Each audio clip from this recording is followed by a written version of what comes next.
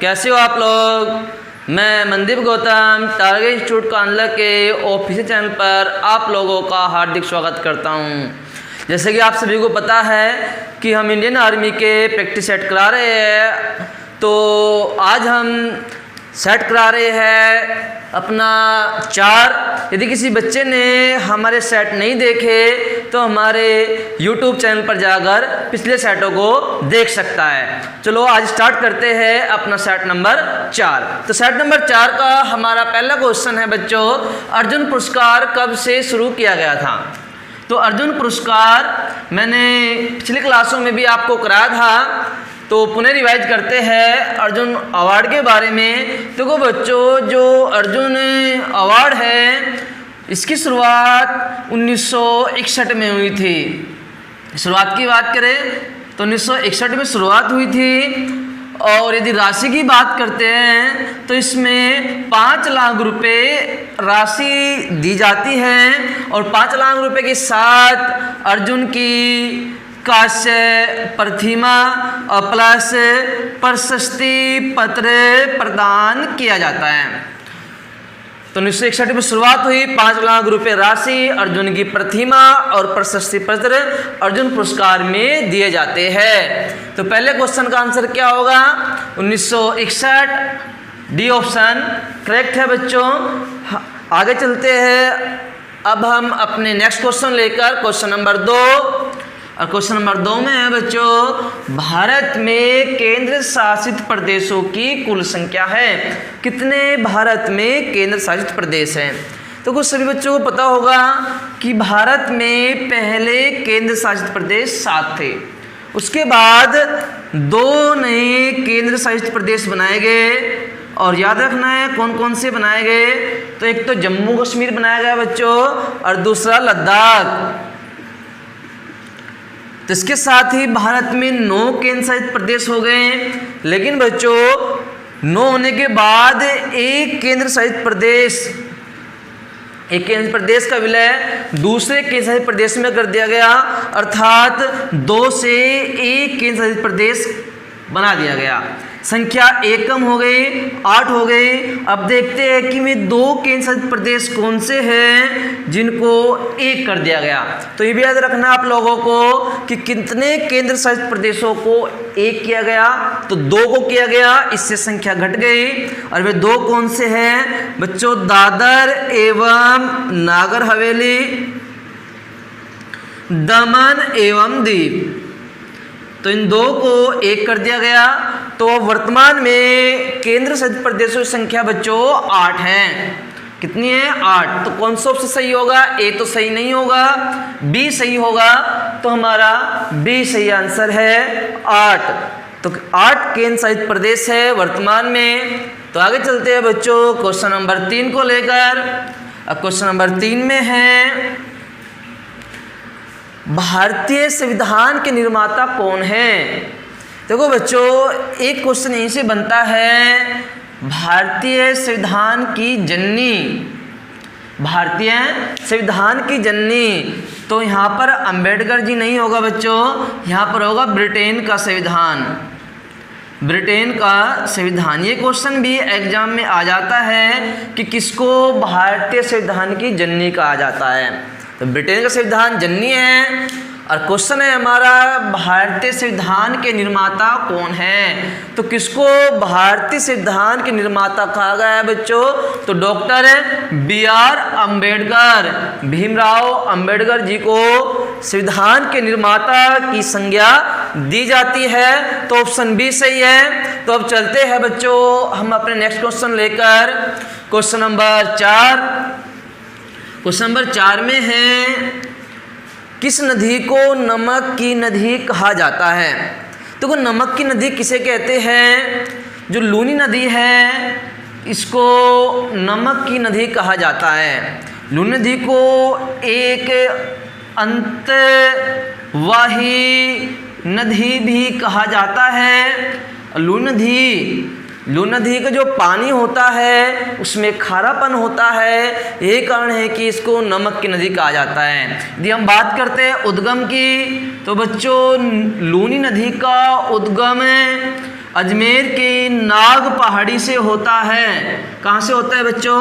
नाग पहाड़ी से होता है लूनी नदी का उद्गम। गोदावरी की बात करते हैं बच्चों, तो गोदावरी को दक्षिण भारत की गंगा, दक्षिण गंगा, वर्ध गंगा के नाम से जानते हैं और दक्षिण भारत की सबसे लंबी नदी है गोदावरी नदी। जिसकी भी उद्गम की बात करते हैं बच्चों, तो इसका उद्गम होता है त्रियंबक। त्रियंबक पहाड़ी से जो नासिक में स्थित है महाराष्ट्र के। और बच्चों नर्मदा का उद्गम भी काफ़ी खास रहता है, इसका उद्गम अमरकंटक से होता है। यदि बात करें कृष्णा का उद्गम कहाँ से होता है बच्चों? महाबलेश्वर से होता है कृष्ण का उद्गम। कृष्ण का उद्गम बच्चों महाबलेश्वर से, गोदावरी का त्रियंबक से नासिक जिला, नर्मदा का अमरकंटक, लूनी नदी का उद्गम राजस्थान के अजमेर में नाग पहाड़ी से होता है। और अंतवाहिनी नदी भी कहा जाता है लूनी नदी को। तो सही आंसर है डी। तो आगे चलते हैं बच्चों, सभी पॉइंट को नोट करना, सभी इंपॉर्टेंट फैक्ट है नदियों संबंधित। तो आगे चलते हैं क्वेश्चन नंबर 5 को लेकर। और बच्चों क्वेश्चन नंबर 5 में है भगवान महावीर का जन्म स्थल कहाँ है? तो जो भगवान महावीर हुए, भगवान महावीर का जन्म 540 BC बिफोर क्राइस्ट, ईसा पूर्व में हुआ था बच्चों, ईसा पूर्व। और कहाँ पर हुआ था बच्चों? वैशाली में। 540 ईसा पूर्व वैशाली में हुआ था भगवान महावीर का जन्म। तो आगे चलते हैं बच्चों क्वेश्चन नंबर 6 को लेकर। और क्वेश्चन नंबर 6 में है रघुवंश नामक पुस्तक किसने लिखी? तो कई पुस्तक हैं, रघुवंश और मालविका अग्निमित्रा, ऋतु संहारक। तो ये सभी पुस्तक कालिदास की है बच्चों और काफ़ी इम्पोर्टेंट रहती है। कालिदास की पुस्तकें एग्जाम में रिपीटेशन होती रहती है, बार बार आती रहती है। तो याद करना क्वेश्चन नंबर 6 को, एक अच्छा क्वेश्चन है। और आगे चलते हैं हम अपने नेक्स्ट क्वेश्चन लेकर बच्चों। और हमारा नेक्स्ट क्वेश्चन है क्वेश्चन नंबर 7। और क्वेश्चन नंबर 7 में है, बहुत अच्छा टॉपिक है, पंचशील। सही बच्चों को पता भी होगा पंचशील समझौते के बारे में। पंचशील पर किन 2 देशों ने हस्ताक्षर किए? तो बच्चों 1954 में भारत और चीन के बीच एक समझौता हुआ था शांति को लेकर, सीमा को लेकर। इस समझौते को पंचशील समझौता कहा गया। इसमें एक नारा भी आया था, हिंदू चीनी भाई भाई। तो किन 2 देशों के बीच में हस्ताक्षर हुए थे बच्चों इसको लेकर? तो ऑप्शन ए सही होगा, भारत और चीन। भारत और चीन को लेकर बच्चों 1954 में हस्ताक्षर हुए। तो आगे चलते हैं, अच्छा क्वेश्चन था। क्वेश्चन नंबर 8 पर है। अब क्वेश्चन नंबर 8 में है बच्चों,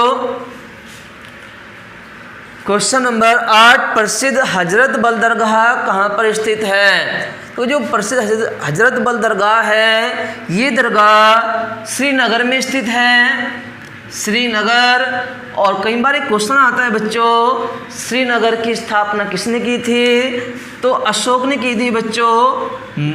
अशोक सभी को पता होगा किस वंश से संबंधित है बच्चों? मौर्य वंश। तो अशोक ने की थी श्रीनगर की स्थापना। और कई बार एक क्वेश्चन आता है बच्चों कि श्रीनगर किस नदी के किनारे स्थित है? इसकी नदी भी कई बार एग्जाम में आ जाती है। तो बच्चों झेलम नदी, झेलम नदी के तट पर बच्चों श्रीनगर स्थित है। तो आगे चलते हैं बच्चों क्वेश्चन नंबर 9 को लेकर। और क्वेश्चन नंबर 9 में है हमारा, किस शहर को अरब सागर की रानी कहा जाता है? काफ़ी अच्छा क्वेश्चन है, किस शहर को अरब सागर की रानी कहते हैं? देखो बच्चों, जो भारत का ये वाला एरिया है इसको बोलते हैं प्रायद्वीपीय भारत, प्रायद्वीपीय भारत। तो जो प्रायद्वीपीय भारत है इसके एक साइड में अरब सागर है बच्चों, और एक साइड में क्या है, बंगाल की खाड़ी, और नीचे सभी को पता होगा हिंद महासागर है। भारत के दक्षिण में कौन सा महासागर है बच्चों, हिंद महासागर। तो एक राज्य पड़ता है केरल,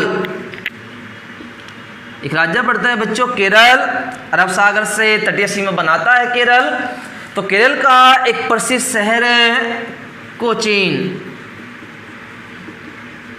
तो इस कोचीन शहर को अरब सागर की रानी कहते हैं, क्योंकि अरब सागर में है बच्चों, अरब सागर में है, प्रसिद्ध शहर है, तो इसी वजह से इसको बोलते हैं बच्चों अरब सागर की रानी।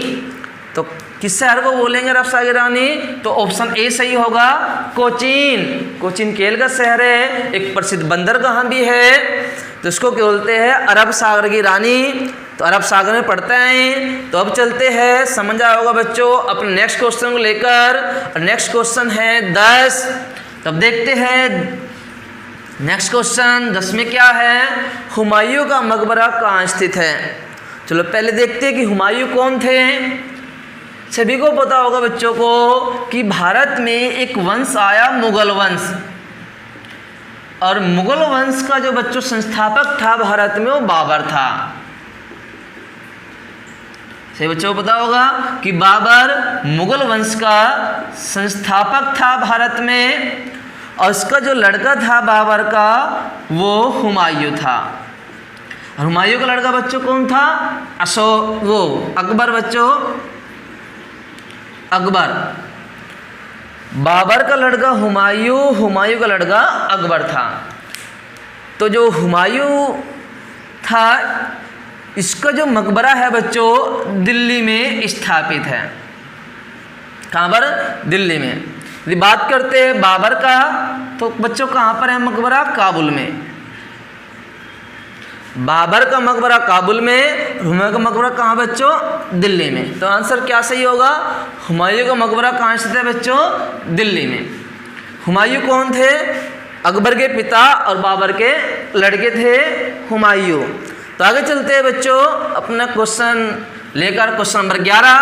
और क्वेश्चन नंबर 11 में है, निम्नलिखित में से किस भारतीय नागरिक को नोबेल शांति पुरस्कार 2014 से सम्मानित किया गया। Mother Teresa, Kailash Satyarthi, Sachin Tendulkar, Madan Mohan Malviya. देखो बच्चों, जो शांति का नोबेल पुरस्कार है 2014 में संयुक्त रूप से 2 व्यक्ति को दिया गया था। 2 व्यक्ति कौन थे, एक तो मलाला यूसुफजई, मलाला यूसुफजई, दूसरे व्यक्ति थे कैलाश सत्यार्थी।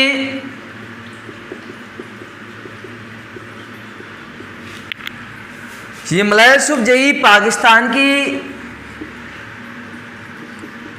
और जब बात करते हैं बच्चों कैलाश सत्यार्थी, ये भारत।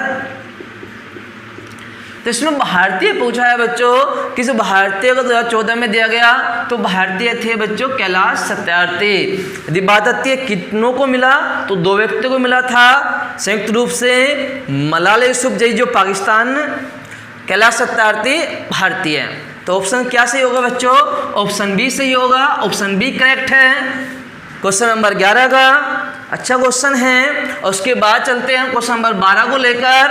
अब क्वेश्चन नंबर 12 में है, सर्वप्रथम भारत रत्न 1954 में कितने व्यक्ति को दिया गया।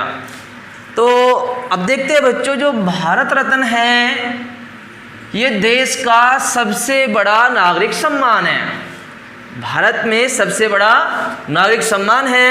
यदि बात करते हैं प्रारंभ कब किया गया भारत रत्न को, तो बच्चों 1954 में भारत रत्न प्रारंभ किया गया था।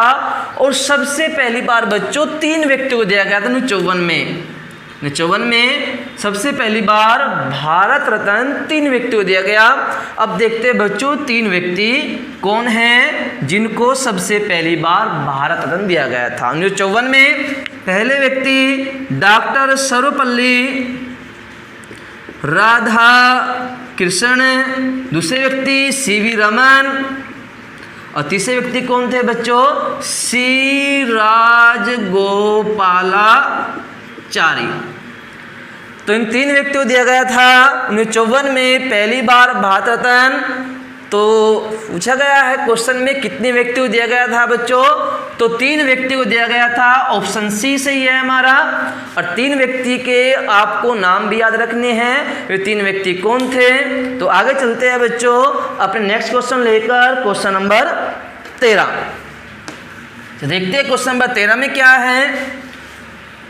क्वेश्चन नंबर 13 में है, निम्न में से कौन सा देश का सर्वोच्च खेल पुरस्कार है? तो बच्चों जो देश का सबसे बड़ा खेल पुरस्कार है वो है राजीव गांधी खेल रत्न पुरस्कार।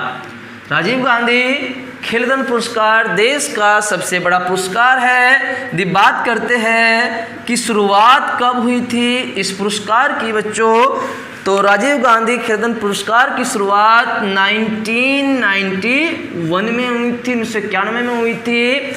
यदि राशि की बात करते हैं बच्चों तो इसमें 7.5 लाख रुपए दिए जाते हैं।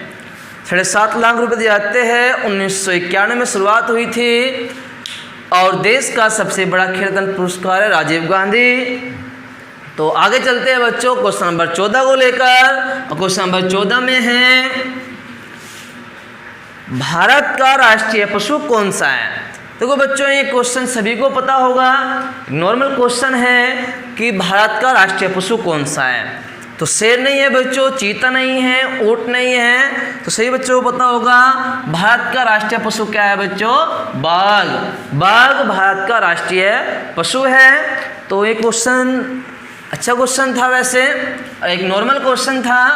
अब चलते हैं अपने लास्ट क्वेश्चन लेकर जीके के।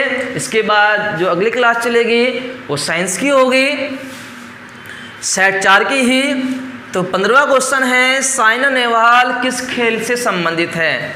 तो जो साइना नेहवाल है ये नाम और एक नाम है साइना मिर्जा, ये दोनों नाम बच्चों को काफ़ी कंफ्यूज करते हैं और दोनों अलग अलग नाम है बच्चों। जो साइना नेहवाल है इनका संबंध बैडमिंटन से है, और जो बच्चों साइना मिर्जा है तो साइना मिर्जा का संबंध किससे है? टेनिस से है। साइना मिर्जा का संबंध टेनिस से है और साइना नेहवाल का संबंध बच्चों बैडमिंटन से है। तो सही आंसर कौन सा होगा? ऑप्शन ए सही होगा बच्चों। तो आज के लिए इतना ही।